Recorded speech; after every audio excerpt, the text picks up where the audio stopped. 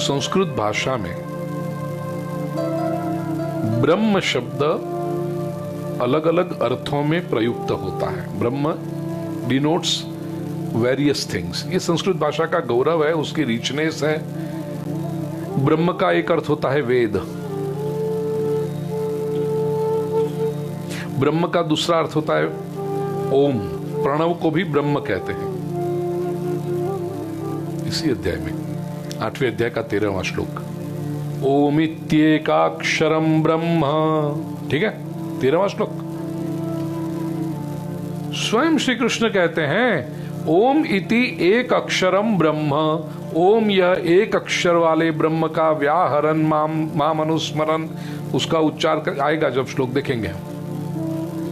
तो क्या कहा, ओम इति एक अक्षरम ब्रह्म, ओम एक अक्षर वाला ब्रह्म, तो ओम भी ब्रह्म।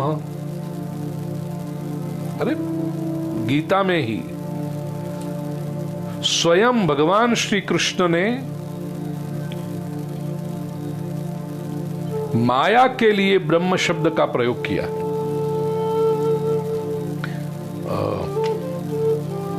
गुणत्रय विभाग योग 14वां अध्याय, 14वें अध्याय का 3रा श्लोक, मम यो निर्महद ब्रह्म तस्मिन् गर्भं दधाम्यहम् संभव सर्वभूतानां ततो भवति भारत।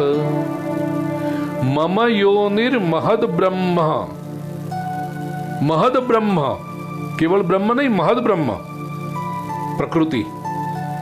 13वां अध्याय का तो देख, वो मम योनि गर्भाधान का स्थान है वो मेरा, जिसमें तस्मिन गर्भम दधाम्यहम, उसमें मैं गर्भ देता हूं और उसके कारण संभव सर्वभूतानाम, प्राणी मात्र का संभव उत्पत्ति होती है उनकी।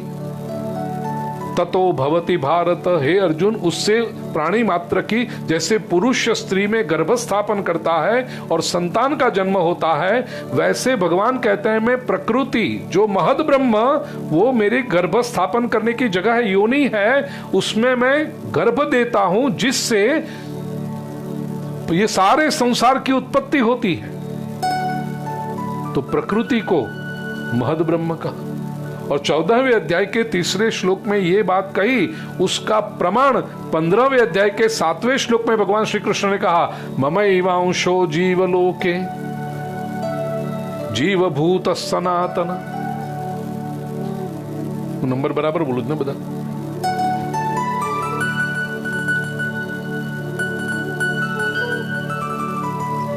ये कनेक्टेड है सब।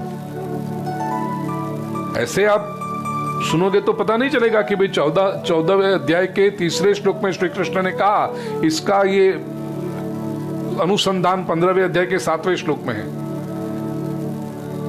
जैसे कोई पुरुष किसी स्त्री में गर्भाधान करता है और जो संतान की उत्पत्ति होती है, समझो पुत्र हुआ, तो पुरुष ये पिता कहेगा ना, ये पुत्र मेरा अंश है।